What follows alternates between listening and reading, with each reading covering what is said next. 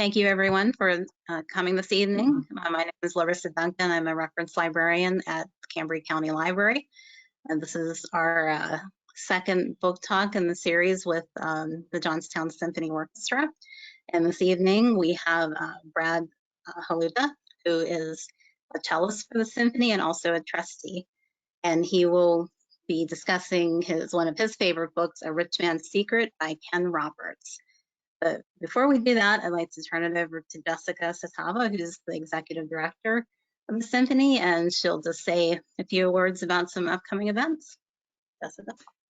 Thank you, Larissa. Hi, Brad. This is really fun. I'm very excited to be here tonight, and I really appreciate the opportunity to collaborate with the library on a series, because this has been, I think it's maybe the understatement of the year for me to say that this has been an unusual time for all of us. And while our orchestra has been unable to play in person, we've been working really hard at sharing other opportunities to get to know you. And that's why collaborations like this mean so much to us, because it's a chance for you to get up close and personal with someone who makes the music at the Johnstown Symphony. And so just before I introduce Brad Holuta, I wanted to share a couple things that are coming up. So the next thing on the list for the Johnstown Symphony is our Lifting Spirits for Wine experience. That's happening on March 6th. You can go to our website and purchase a registration. That's lots of fun. Then on March 11th, our Making of Our Maestro series is happening, and that's an up-close and personal look at our conductor, James Blatchley, and his process, his training, and his experience as a professional orchestra conductor. Then on March 19th, we're going to be hearing from Jeff Webb, our course director, in his series, No Fear, No Frills.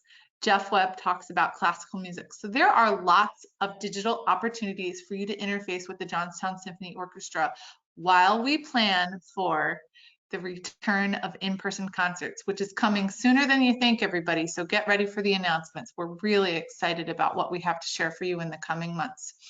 And so I don't want to take up much more of Brad Holuta's time, because I know he has a wonderful presentation to share tonight. But I just want to introduce him by saying Brad has been integral to our orchestra's community for many years. He has been in our cello section. He is now on the board of trustees. I came to the orchestra a little bit over a year and a half ago. Brad has been an unbelievable support, a source of expertise, a source of strength, and very important knowledge for the orchestra. So not only is he a musician on stage, you'll see him playing at our concerts, but he is part of the structure of what we do. And so I'm so excited for you to have a chance to get to know him a little bit better. Brad, what did I miss? I feel like there's so many more things that I should say about you. No, well, you'd start going down the bad list if you continued. So I think that's a good spot. Thank you so much for doing this, Brad. I'm just so excited to hear from you tonight. No, thank you very much, and good evening, everybody. Just glancing through the list, I think, I said I wouldn't be surprised if there were 8 people. I wouldn't have been surprised if there were 40 people. We have about 14, I think, including myself, and it looks like most of them are either relatives of mine or close friends of mine or students of mine who are here for the extra credit. So that just sort of helps to know your audience. But and for the students, this is actually not a virtual background for a change. That is a live, at least, gas fire. So hopefully it'll, if you can't hear me at any point, let me know, because I also have the window open on the other side, because this gets, in about 10 minutes, it'll be 85 degrees in here. But thank you very much for coming. And I have to tell you, I've historically not done well with book clubs or book talks. The first one I ever did was, I saw in my college alumni magazine about a virtual online book club. You read the book and you post online, and it was a pretty thick book, 400 or 500 pages, nonfiction, with a month reading schedule. So you had to really plan and commit to this, and every night had to be reading, averaging 15, 20 pages a night. And I get about halfway through the book and I'm posting, oh, this is interesting point, things like that. And I don't see any other posts. So I emailed the moderator and said, am I not looking in the right place? And he said, no, you're actually the only one participating. I said, okay, well, this isn't a A book club, this is just reading. Okay, so that didn't go so well. And then I was in a different book club that met in Indiana, 7 o'clock in the morning, once a month we would meet. And I went a couple of times and then missed the next 1 or 2 meetings, but thought, I'll get back in the swing of it. So I got the next book, read it, scrambled to read it, showed up for the meeting. There's nobody there. And then here what I learned is that they canceled the meeting because people hadn't been coming, but didn't tell me because they figured I was sort of lost interest. So I'm 0 for 2 as far as book clubs go, and I've really never done anything like this. So I hope it's enjoyable for you. I am with the symphony, as Jessica said. By day, I'm an attorney with the firm Marcus and Mack.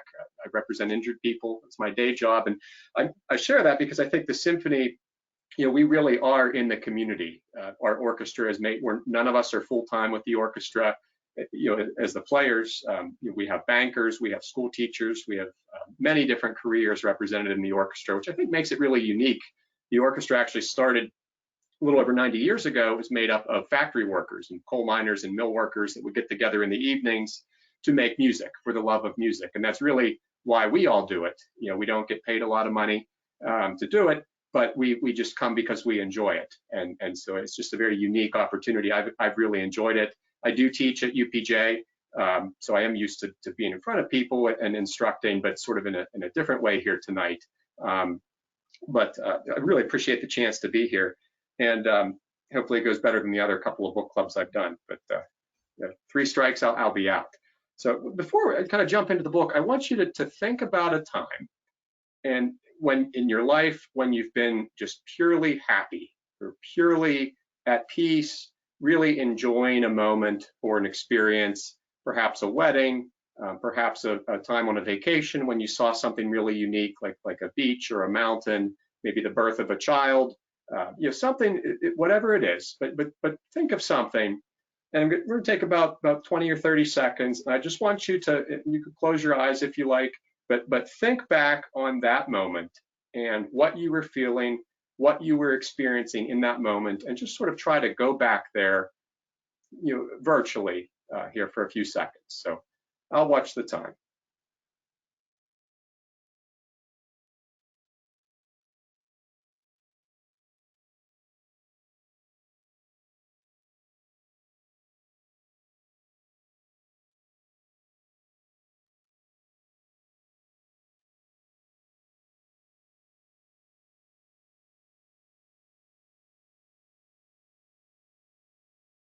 Okay, welcome back. I hope that was enjoyable, whatever it was you were thinking about. And we're going to come back to that here a little bit later, but I want you to remember what that felt like, and hopefully you sort of got transplanted back to wherever it is you were.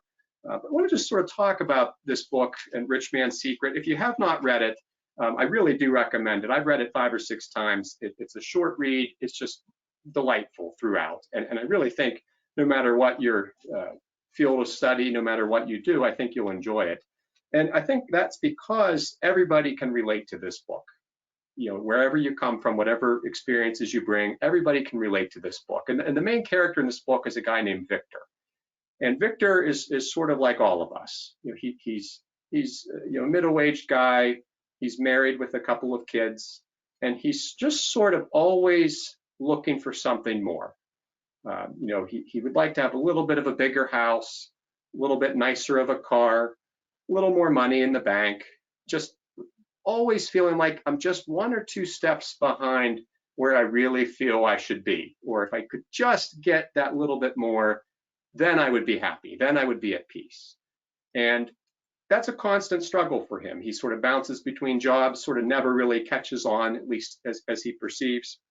And his wife, on the other hand, has what he thinks is her act together. She's a realtor, very successful with her agency. She's one of the top selling people. She's well liked among her peers. And so he's sort of always measuring himself to her and feeling like he doesn't quite measure up. And that's sort of exacerbated because one day she comes home from work and announces very excited, my office is we've won an award. And as a prize for that, the bosses are taking us on a surprise trip. The whole office, all of the workers, all of the spouses, we're going on a surprise getaway, and it's going to be amazing what we're told. And so Victor They pack their bags. They don't know where they're going. They're told to pack for a week and to show up at the airport. And Victor, going into that, is already sort of feeling inferior. You know, it was my wife and her hard work that led to this trip. It was nothing that I did. And so he's been around the coworkers and their spouses before, and always sort of feels inadequate when he's around them. You know, they dress a little nicer, they drive fancier cars. They seem, to him, seems like they really have their act together, and he always feels like they're sort of judging him or they're looking down on him. And so he's always a little bit just uncomfortable in those settings. But he agrees to go with her on the trip, and so they go to the airport, and it's one of those planes.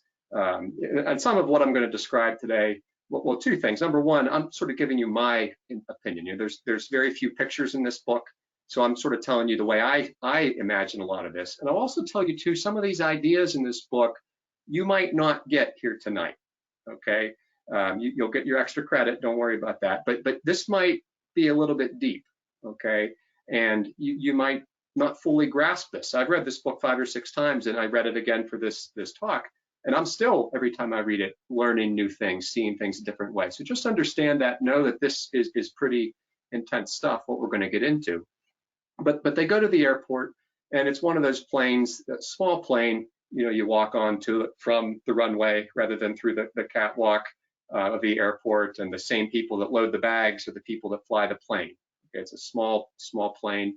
And when this plane lands, a couple 3-hour flight away, no one knows where they are, but 3 black limousine vans pull up to the airplane, and they're very shiny and polished, and it says Grand Hotel on the side of these limousines. And they all get in the limousines, and they still don't know where they are, and they set off on this journey through the country. It's a very rural area, lots of trees, lots of cornfields and farms, and a very rustic sort of town. They pass by a lot of tall trees with the moss hanging down, and end up arriving through these big, huge gates of the Grand Hotel. And it's very opulent, and you can tell very lavish. There's a huge swimming pool.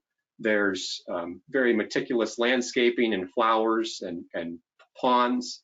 And there's a golf course there. There's tennis courts. There's a shopping. There's everything that one could want. There's restaurants.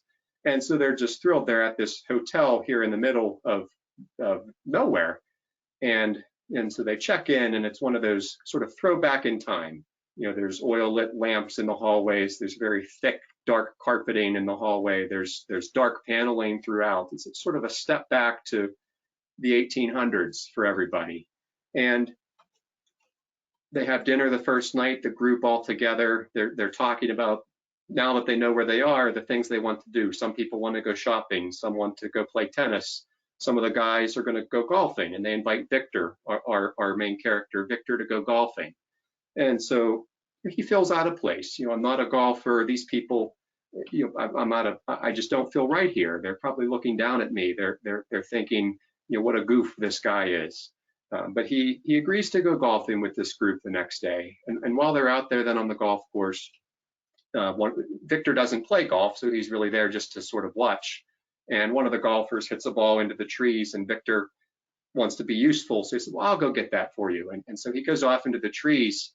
And as he's going through the thick woods, he sees on the other side this cemetery. And, you know, there's a clearing, and he goes far enough through to see that the trees stop, and there's now a cemetery there right in the middle of the woods, which is unusual, you see. And he starts looking around at the headstones, and it's a very old cemetery, a lot of headstones from back in the Civil War. And as he's looking through this expanse of all these headstones and just this spot of peace, he sees this one headstone is taller than all the other ones, and that intrigues him. And he sort of moseys over to it to see more about it. Why is this one bigger than the rest? And he gets up to it, and there's just the letters CW on that headstone. And doesn't know who that is. There's the birth and death date. But what else is on that headstone is a quote. And what the quote says is, take the first step. Just take the first step, no more and no less. The rest will be revealed to you. And there's a little logo of a key on this headstone etched into the marble there, or the granite. And he looks at this and will think that's odd. You know, there's just initials here and there's this quote. I've never heard anything like that before. Take the first step, no more, no less. The rest will be revealed. And so he takes a step forward to try to get a closer look. And then in looking at the top of the headstone, he sees this date etched into the stone on the top, August 1889. No explanation for what that means, but there's this headstone here. And now Victor's really intrigued by this. August 1889, what could have happened then? Who is CW? What does this mean? Take the first step, no more, no less. And so Victor goes back to the hotel, and at dinner that night, he just decides, I'd like to find out a little more about this. I'd like to explore the area. And so the next day, there's a shuttle van that goes from the hotel into the town, and he gets on the van, and on the way in, they pass over, it's a half-hour drive, and they pass over a river, and he looks down and sees in the river, there's a big steamboat there, very beautiful vessel. And he asks the driver about it. This is a beautiful boat. And the driver said, well, that boat is called the Coincidental, is the name of the boat. You know, Victor knows he will never own a boat. He dreams about what he would name it if he had one, perhaps. But the name of this boat is the Coincidental. And for the students on here, that's the first code word, okay, for the bonus is coincidental. And so this boat called the Coincidental, they pass over it, they continue into the town. The town is sort of like a Bedford Falls. It's a Wonderful Life, or it's a very quaint town. Perhaps there's brick streets, there's a hardware store, there's a barber shop, there's the bakery, there's the bank and the courthouse, and traffic just moves a bit slower there. And people can cross the street without fear of being struck. And it's just sort of a very throwback in time place, and things just move a bit slower. And Victor's in the town, and all he knows is this headstone and this date. And he thinks, well, maybe I'll try to find a newspaper from that time, and maybe that'll be a clue to something. At this point, he knows not what to do. He's taken the first step and doesn't know what to do. So he finds the newspaper owned by a husband and wife, and it's been in print for a very long time. And they're able to locate for him a copy of the newspaper from that day, August 3rd, 1889, and they give him a copy. And Victor reads through this, and on the front page there is an article that on that date, back a long time ago, there was a children's home, an orphanage was donated to the community, and the donor, the man who built this and donated the land, was a man named Clement Watt, CW. And Clement, the article talks a bit about, he was a businessman, he was involved in politics, he was an advisor to various presidents, really a very well accomplished man, but he would come back to this small town every year, or a few times a year, to check up on the boarding house, or check up on the orphanage that he created. And when he would do that, he would stay at a boarding house called Emma's Boarding House, and he had a room there, and he would routinely stay there. And this town was sort of a retreat for him, and he'd come back there. And in the dedication ceremony, he talked, he gave a speech, and there were dignitaries there, and a marching band playing, and a very elaborate affair. And he told people then, things are not as they seem, okay? And things are not quite what they seem. Be not like driven cattle that just follow the flock, but go your own way, because things are not as they appear. And so Victor reads this, and again, doesn't know anything at this point. He's just read an article that there is an orphanage, a children's home here someplace, and there's a boarding house, and this was all created by this man named Clement Watt. And Victor wants to know more. Now he's intrigued. He's on to something. This is sort of a mystery or a scavenger hunt. And so he asks people in the town to direct him to, is this boarding house still here? I would like to find it. And sure enough, it is. And he follows their directions, walks through town. This is a town you could walk to everything. And he walks to the boarding house, white picket fence out front, goes up the manicured lawn to the front porch and knocks on the door. And a lady answers, and he says, they say, may I help you? Well, yes, I'm here. I'm not really sure why, but I'm here doing some research, trying to find out about what happened 1889. I saw this headstone, and then I saw the newspaper article, and it just sort of led me here. And then the woman says, you want to talk to Minnie? And out comes Minnie, a very elderly woman, white hair, probably in her 80s. And he explains all of this to her, and she says, well, we're going to have a talk. And so Victor and Minnie sit on the porch of this southern-looking home with big picture windows, and they sit in, imagine, wicker furniture out on the porch with fans spinning overhead and the hot air spinning around. And he tells Minnie, I don't know you, but I'm here. I'm looking to just learn more. I'm looking to learn about Clement Watt. I'm intrigued. I took 3 steps and now I'm here. And Minnie explains that her mother, Emma, was the organizer, the operator of the boarding house, and that Clement Watt would stay there as a younger man when he was making his visits to town, and that Minnie, as a young child, just enjoyed being around him. She said he was a very wise person, a person that people just related to and that people really respected, because what he would say would just make sense to you, and it would just hit home and strike a chord.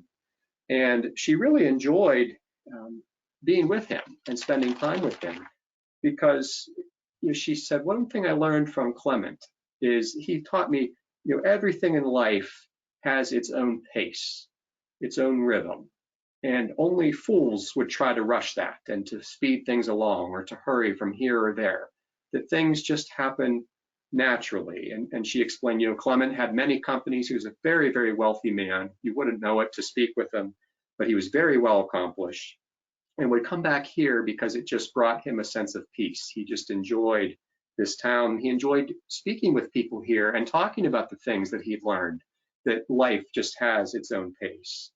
And she said, Victor, you are what I would call a seeker. You're a person wanting more. You're a person who's not content to be always feeling inadequate, a person who always feels the need for more money, a better job, a better house. You want more. You want something more. And Victor said, yes, I do. I don't know what I'm looking for, but I'm going to find it. And Minnie says, we're going to have a talk. And Minnie says, Victor, this is something that many people never realize. Many people don't understand. But what many people don't understand, Clement Watt often quoted Hamlet, from Shakespeare, and the line in the play, nothing is either good or bad. Nothing by itself is good. Nothing by itself is bad. Thinking makes it so. Thinking makes it good or bad. And that's not just a line in a play. There's some real truth to that. And one thing Minnie taught Victor is that you have to learn to watch your thoughts. What do you mean by that? Of course, I'm always thinking. No, of course you're thinking, but do you know what you're thinking? Don't let your thoughts just pull you in a direction, okay? Learn to watch your thoughts and watch what happens. You think about, a roller coaster. If you get on a roller coaster, you get on the car, when the train starts moving, it goes very fast. It goes through twists and turns and maybe frightens you. Maybe goes through a tunnel when it's dark in there, bounces around, from side to side. It's very, very nerve-wracking. Well, think about your mind, works that very, very same way. How often do you find yourself in class or in life or at work worrying about something? How am I going to pay this bill? How am I going to get by through this? How am I going to get through that? And you get churned around and around and around. And that's what happens on the roller coaster. You get on the car and you go through, and it throws you around and around and around on purpose. Then you get off. You get off the ride. And think about, what if you didn't want to have your stomach churned and you didn't want to go down the big drop and you didn't want to go through all of that? What could you do? Not ride the ride, right? You could be the person on the bench watching the ride go by. You could have your ice cream and sit there and watch everybody else go through that. And that's how the mind works. That there's these thoughts that are not your own, but come to you. A feeling of fear. Think of a young child. I have 3 nephews, 4, 2, and a year, and 1 on the way. And afraid of what's under the bed. There's a monster there. And until mom or dad comes in and looks under the bed and assures the boy there is no monster there, that it's just a figment of your imagination, you were never in danger. The child doesn't understand that. The child's too young to understand that. But what the mind did to that child was to convince him that there's that fear. There's something under there to be afraid of, and you should be afraid of it. What the child doesn't know to do is to recognize that that whole thing is a fiction, that he's not actually in danger. He never was. But he feels a thought come into him that tells him to be fearful or tells him to be stressed, and he allows that thought to pull him down the road, pull him down the train tracks like the roller coaster, until he realizes, with the help of mom or dad, that that's all. You don't have to do that. You don't have to be afraid. There are no such things as real monsters, right? And that's how the mind works, that it'll pull you this way or that way. And Victor says, this makes sense. You know, I recognize that in the past I've been fearful or I've been stressed. So what do I do about it? I understand at the end of the road, I didn't need to be stressed. The kid realizes eventually there was never anything under the bed. How do I avoid going down that road of turmoil, of fear, of heartache, of anxiety? And Minnie's advice is you have to learn to watch your thought and just watch, constantly watch what is coming into your mind, and consciously not allow yourself to have that thought grab onto you and pull you whichever direction it's trying to go. Like the roller coaster, choose to not climb into the seat and choose to not be pulled along that road. Just learning to watch and acknowledge when whatever it is, a fear, a worry, a stress, a burden, to allow that to just float on by and recognize that your mind is trying to send you something that's going to do you harm, that's going to worry you, going to cause you anxiety, and just let that float away. Watch it. Watch the thought come in, watch it float on by. The same as the person on the bench who deliberately chooses to not get on the roller coaster and go on the ride, watches those other people going on the ride and being scared and being tossed and turned. The person on the bench is what Minnie would call an unbiased observer. You know, they're not making judgment of anything. They're just watching the thoughts. They're watching the situation from over here, watching what's going on over there as this goes by. And that's, Minnie says, the key, because there's something wrong with the way we think. And it's hard to explain, and this is the deep part that you may not get right away. But the thoughts that come into our head are not our own, okay? Because our own state, you know, none of us want to be worried. None of us want to be in fear. We all want to have peace and tranquility and joy, like those moments you thought about. In those moments, you were in peace. That peace, that happiness, that is your natural state. That is how you're supposed to live. That's what you're supposed to feel, not these other things of fear or anxiety. And the key, Minnie says, is to watch those thoughts, because if your natural state, and you've experienced it hopefully many times through a vacation or a wedding or whatever, that is how you're intended to live, in that frame of peace. And because those moments are so special, the reason they're so special is because you don't have all these fears and anxieties grabbing you and pulling you a different direction of a path of fear or a path of stress. You're allowing that moment to illuminate within yourself this peace and happiness that is how you're supposed to live. And so the key is to recognize that those thoughts that come and go are not your true nature. They're coming from somewhere else in the world and trying to grab onto you and pull you one way or the other. And Minnie says that's the key, is you have to learn to watch your thoughts. You got to stay awake. How many times have you driven down the road and you don't remember the last 10 minutes, the last 10 miles you've driven? How'd I get here? No, obviously you kept the car on the road. You were at least awake enough to not be in the ditch, but you don't remember what happened. Your mind just went in thinking about whatever and then whatever. And how many times do you think about something and worry about it, and then worry, well, what if that doesn't work out? Then you worry about that, and before you know it, you're 4 or 5 steps removed and were pulled down this path and didn't even realize it. Like the car, you got down the road somehow, but you don't remember how you got there. That's because you weren't awake. Minnie would say, you got to be awake, Victor, to your thoughts, she tells him. Sitting on that porch, she says, look, and Victor, you're going to sleep on me. Your foot's tapping. Did you realize that? And he didn't. Your face is clenched. You look tense. Minnie says, Victor, you gotta constantly stay awake, because what Clement taught her, and now she's teaching him, is those thoughts are not your own. And you just have to learn to watch when one comes in and recognize that it might be trying very, very hard to pull you someplace that you don't want to go. What do? You don't get on the ride. You don't let it pull you along. And Victor says, Minnie, I understand that. I understand that I don't want to be in fear. But how?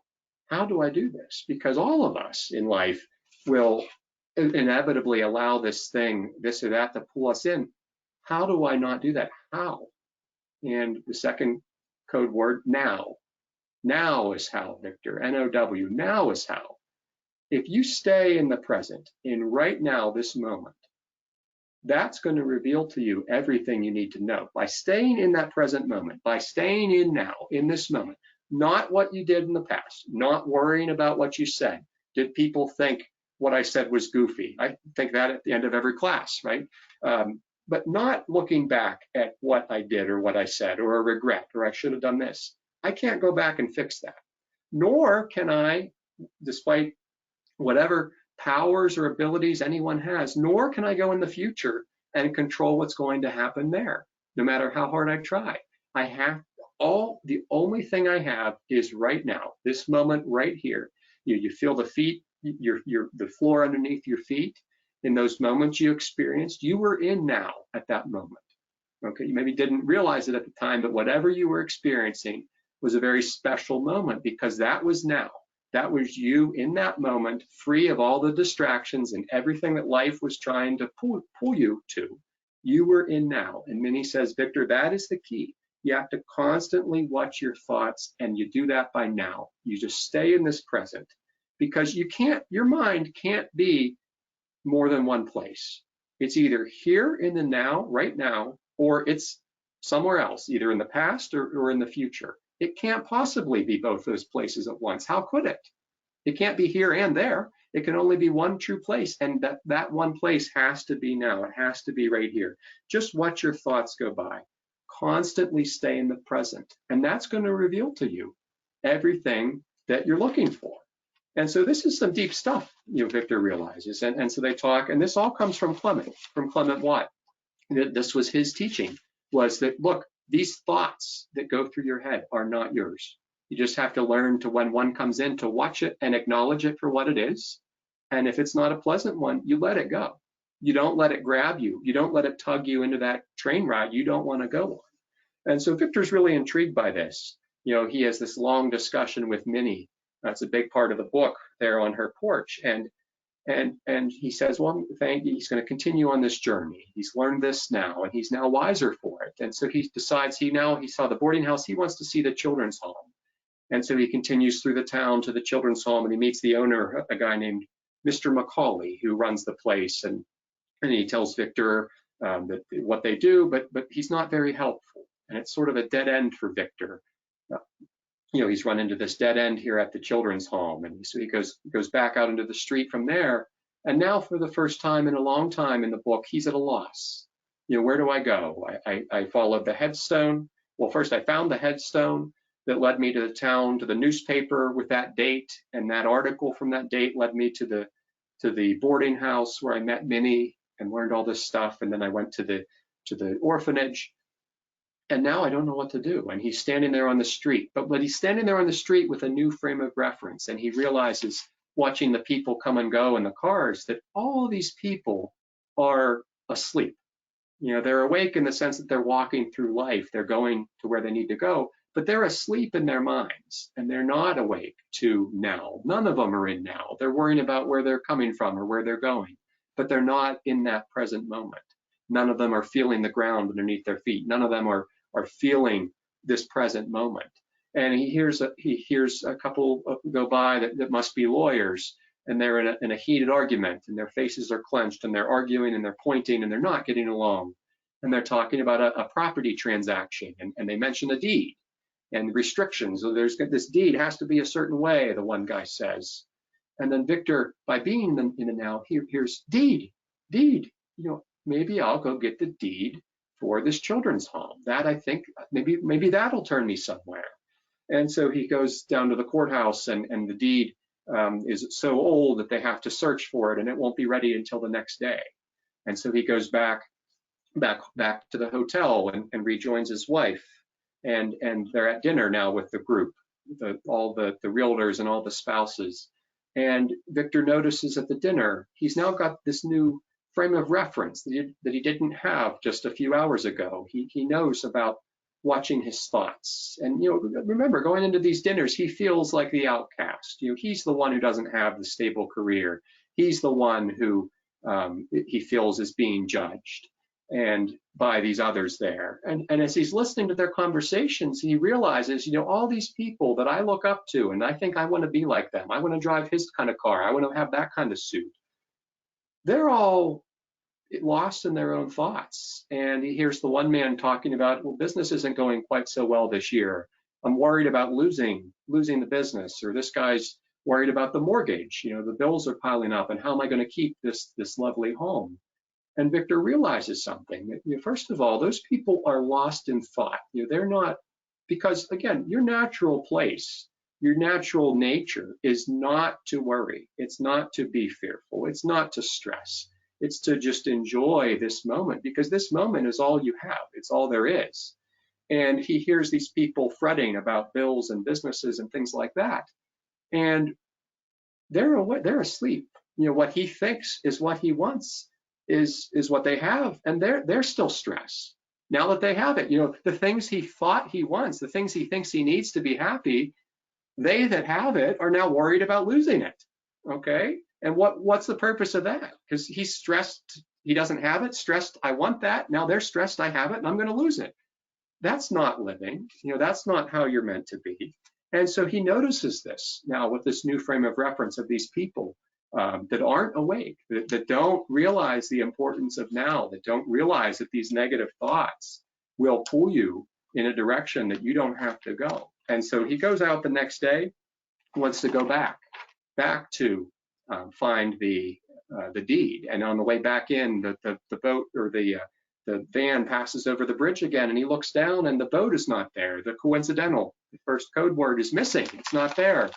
And Victor starts to worry about that. Well, where would the boat be? I was hoping to see it. And he sees this, his mind already starting him to worry, to go down this path of worry. And he catches it. He realizes, watch that thought, let it go on by. And so he gets the deed. And in the deed, he goes to the courthouse. And in that deed, there's a mention of the property, and it was conveyed by Clement Watt to the children's home. And there's mention in that deed of a well at the back of the property. And that he's giving the property on the condition that that well will always be preserved permanently. And Victor thinks that maybe this is my next clue. Maybe this is where I next need to go. And he thinks back on the headstone that said, take the first step, no more and no less. Think about that, no more, no less. That's now. Any more would be going into the future. Any less would be living in the past. That first step, that one step now, that's what matters. Well, his steps have led him to here. And he wants to see the well. So he goes back to the children's home and asks about the well, and he's directed to it. It's down on the corner of the property, down near a wooded area. He follows the path down to it. And when he gets up to it, it's a large well. It's maybe 6 feet across, and it's a tall well, and it's got a pointed roof over the top of it, over the opening. And he's examining this, and there's a sign on it that says, things are not as they seem. All who seek an answer can find it here. And he thinks back on the journey that has led him to this well, and he's looking around at it, and he looks up underneath the roof. And there's underneath that roof in the shade, there's a box there, maybe about the size of a shoebox. And he feels this wooden box, and he feels on the side of it, there's a keyhole, for a room for a large key, a very old style of key that he feels. And he wants to know more about this. He sees no keys around there. He goes back into the children's home and asks Mr. Macaulay again, I'm back for the second time. It always amazes me that people in this book always would just drop what they're doing to help this guy. I just love it. And he asks Mr. Macaulay, you know, I went here, I got the deed, I came back, I saw the well, and now there's this box with a key.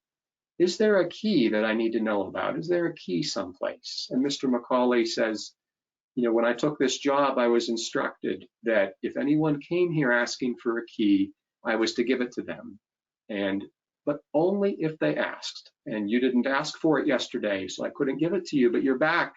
However you got here, here's the key. And Victor goes down with the key to the well, and he opens the box, and in the box there's a pouch with a letter in it, a multi-page letter written by Clement with this very old style of writing. And I just want to read a couple of parts to it for you. It's a very central part at the end of the book, but it builds on what Minnie has said. And what now Clement, the very wise man who started all this, who taught Minnie these things, who taught it to Victor, that you watch your thoughts, you know, those feelings of fear, that's not you, that's a thought trying to control you. That's someone trying to pull you onto the roller coaster. Stay in the now.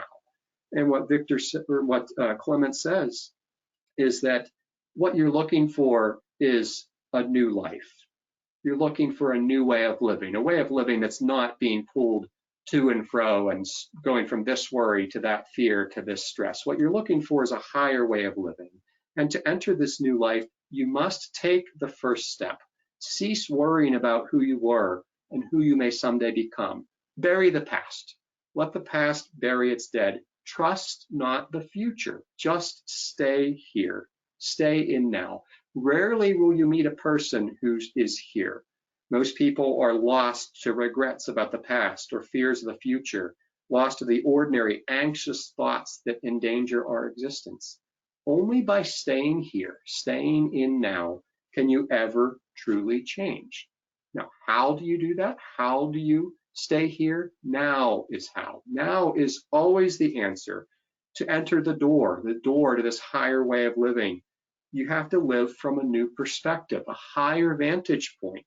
You have to look down on what is worrying. Imagine being on a bridge, looking down at the churning, dangerous waters below. Those waters are your fears and your stresses. You can either be down there in the water with them and getting tossed and turned about like the roller coaster, or you can be up on the bridge, on the higher, safe ground, looking down and just observing, not judging, just observing, watching what's going on, watching those thoughts. Staying in now. Now is how you will do that. Now is always how. No longer will doubt, confusion, fear darken your spirits. Your actions will no longer be mere reactions. You won't be reacting to things, getting pulled this way or that way. You'll be living purposefully from this higher place, from this higher standing in life. And what Clement tells him in the letter, look, your mind is not the friend you think it is. As smart as we are, and with our training in medicine and in whatever field of study, we have an immense amount of talent and ability to fix some problems in life. But what the mind doesn't tell you, and what many don't realize, is that it is not the friend you think it is. It's a machine, and it's going to toss out thoughts incessantly, constantly, mechanically, probably hundreds of times a minute. There are going to be thoughts coming and going. Just realize that you are not that mind. You are not those thoughts. If you were, then they wouldn't lead you to heartache, because again, your purpose, your nature of what you're supposed to be is constant peace and constant joy and constant love and of where you are. Now, of course, it doesn't mean there aren't going to be rainy days, and that doesn't mean there aren't going to be trials. But think about that. You don't have to let those control you. Think about it. So someone at work says something rude to you or makes you feel bad, and you come home still stewing over it, or you come home worrying about it. Did I make it a good impression?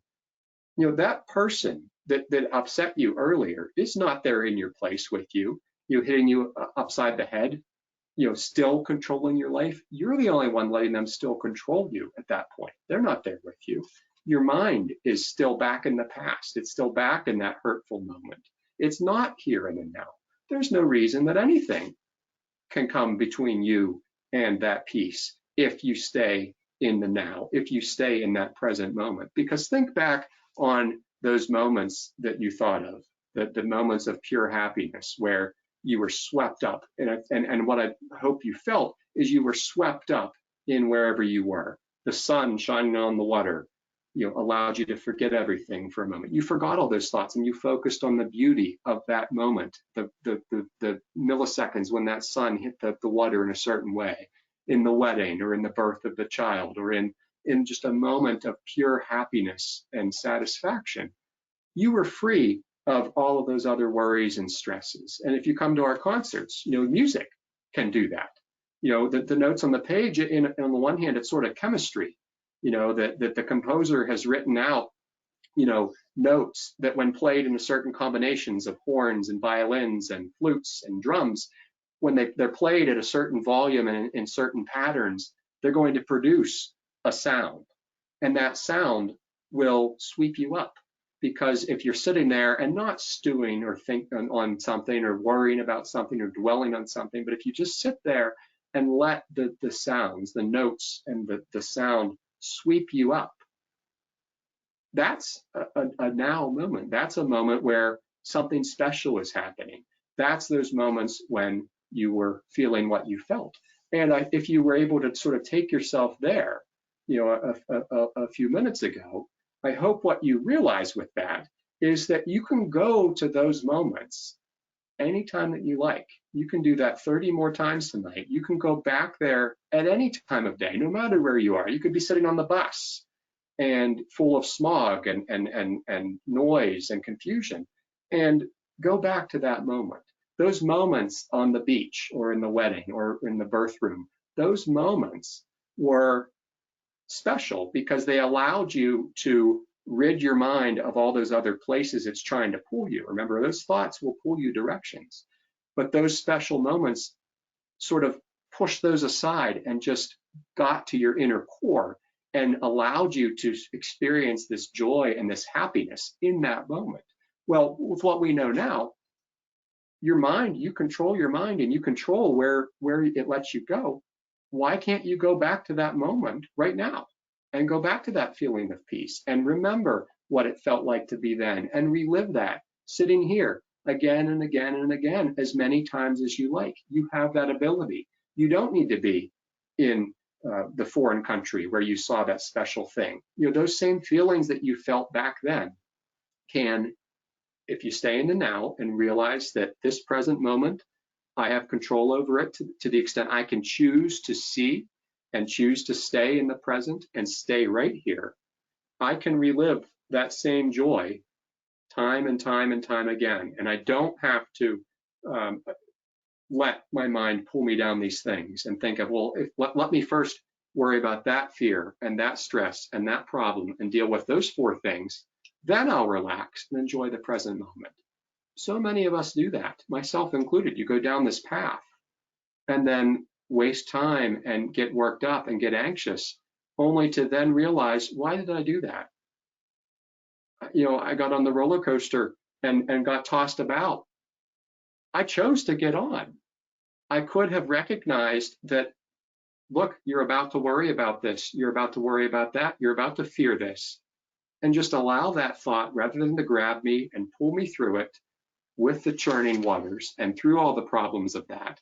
I could choose to just watch that thought, stay in now, watch that thought, let it go by, and stay here, stay in the now and this place of peace and this place of happiness.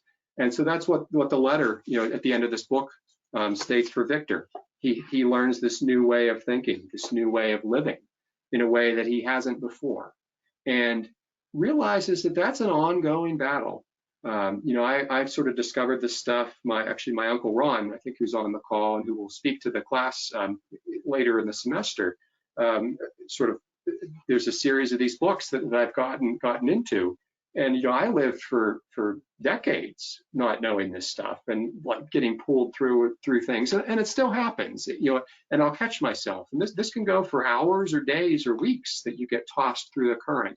But just remember that it's always starting new. It's always starting in now. And if you come back to the present moment, to now, And you just remember to watch, constantly watch. What do I have to do? It's easy. Just watch, watch. And if a painful thought comes through, you just watch it go by. And then you stay here. And that's the answer. That's the rich man's secret. That's Victor's story. So if you haven't read the book, I would certainly encourage you to do it. It's really, we just touched on the surface of it tonight, but I hope you will consider it. If you've read it, I trust you enjoyed it. And at this point, we'll ask if there's any questions or anyone want to share any thoughts. Completely voluntary, but again, for the students, coincidental and now. If you just send me an email with that, I'll put you down for the credit. But anyone have any thoughts?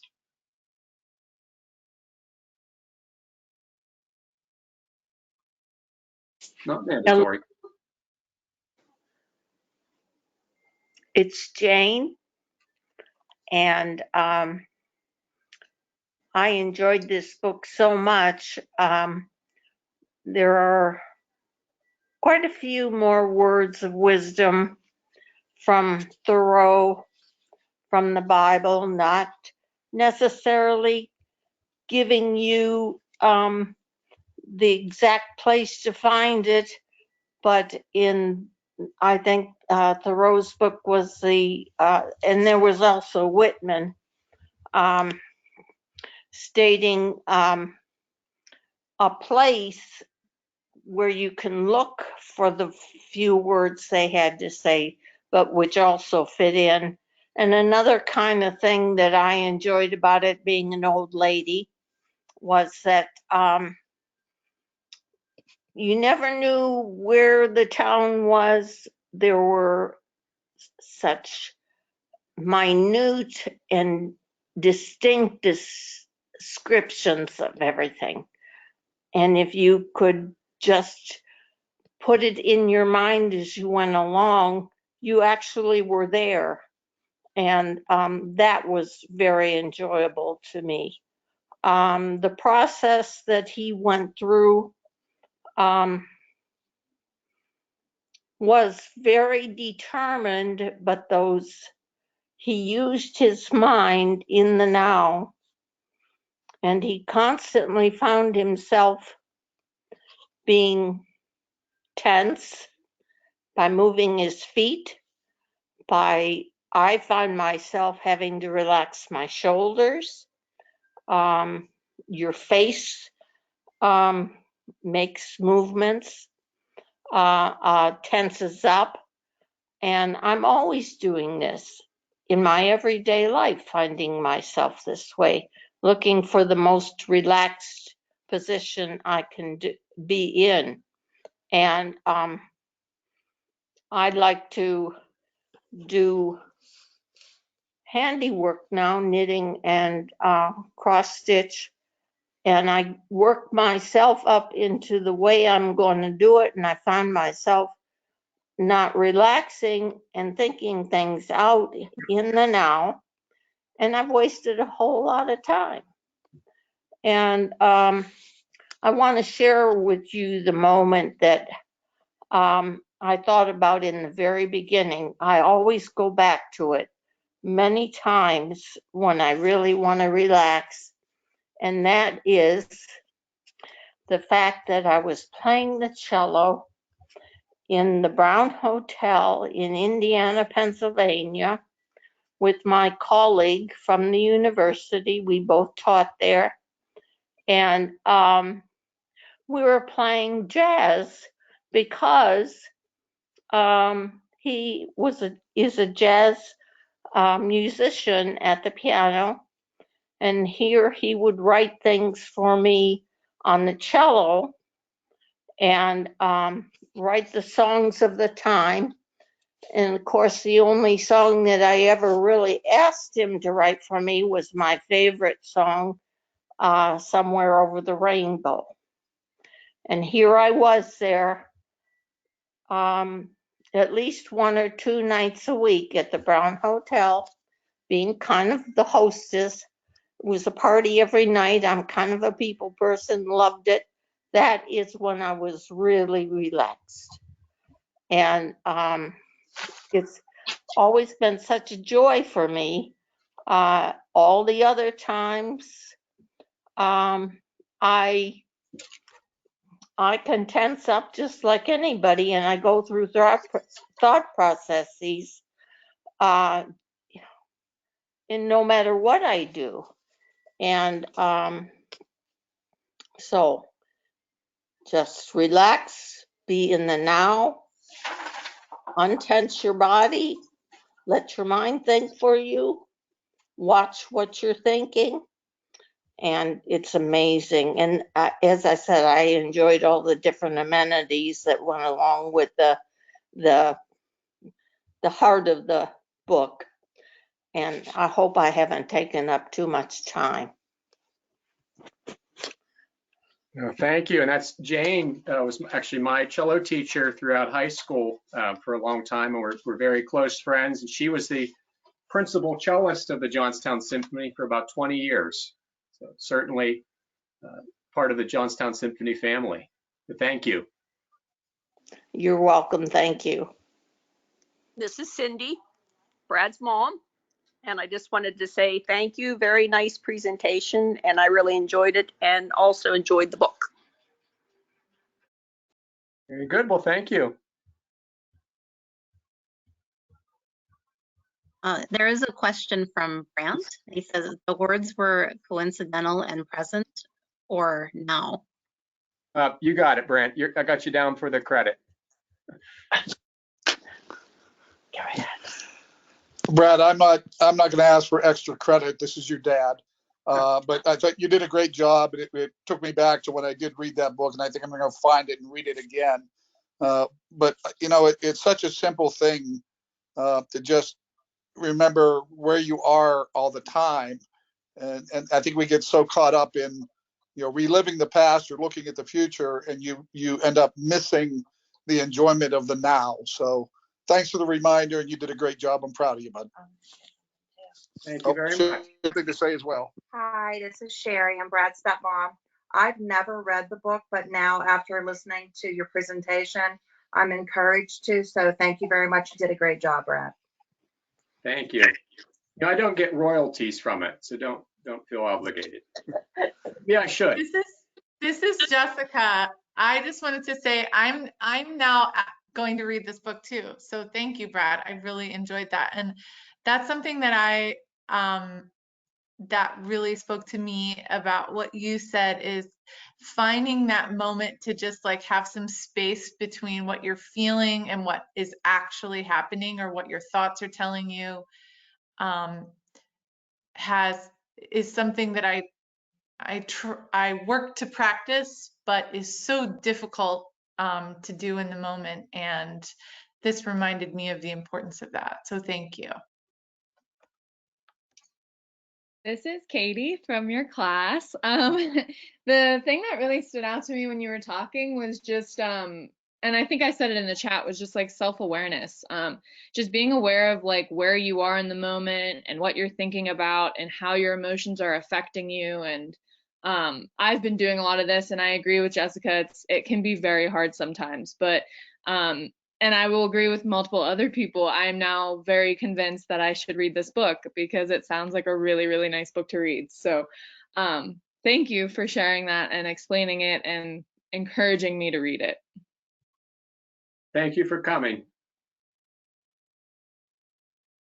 Brad, I was also wondering if you had any, if you could make any direct connections between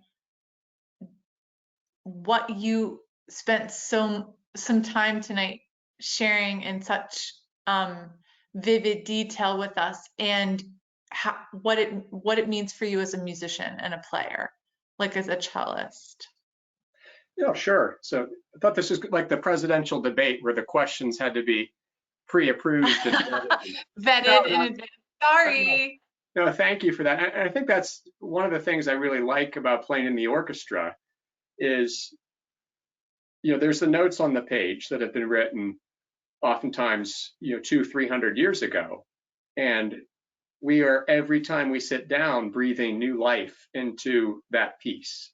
And, you know, some pieces I've played 10, 12, 15 different times over the years. And each time I come back, I'm finding something new about it that I didn't notice before, you know, and something with the harmony or the tempo or just any number of different things, just approaching it in a new way because it's new again, you know, and I played it 10 years ago, that's all fine, but this is now a new moment, and this is now, and I'm playing it again, and what the composer set down on the page is now being shared again, and the music is really a living thing, and that's you sort of have to almost do it to know that. But you know, even in a concert, there's a distinct difference between when we rehearse just in the hall and ourselves and, you know, 1,000 empty seats, and when there's an audience there, particularly a full audience, that there's an energy in the room that we feel on stage and that you feel as the music comes out. It's not science. It's science in the sense that, you know, sound, the music is really a series of vibrations. You know, the different number of vibrations is a different pitch. But when we do that, and when we sit down to do that together, it's creating a new product every single time. You know, even the piece, if we've recorded it in the past, that recording, you know, that's a snapshot in time of that 2-hour period. But now we're doing it again, and it's got its own life and its own new energy. And I think, you know, in terms of, you know, Minnie and Clement and Victor, this idea of staying in the present moment. You know, I can't, in the first piece on the program, be thinking about what's going to happen after intermission. I can't do that and do a service to the bar I'm on, the notes I'm playing right now, each of those, because I can't play all 10,000 notes I'm going to play tonight. I can't play them all now, right? I can only play one, and then the next one, and then the next one. Each one is its own moment. And I think, you know, applying the book to that, it's each moment, not only each performance, each concert is its own living thing, but each second of that concert is its own living thing. And you have to stay in that moment or you can't do it. Wonderful question. Thank you. Thank Hopefully you I've for that, answered it. Brad. That was a great answer.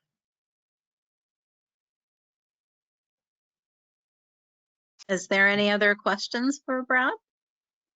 This is James Blatchley. I just wanted to say thank you, Brad, for this wonderful talk, and thank you for that description of what it's like to play in the orchestra. And I have a deeper insight and even deeper appreciation for all you do in the cello section. And I always love your presence, but now I know another layer of what it all means and where you get your particular ability to be so present on stage. So it's wonderful to hear this talk, and I greatly admire your fireplace also. This was a wonderful hour to spend hearing a book that's important to you and that I now have learned so much about. So thank you, Brad.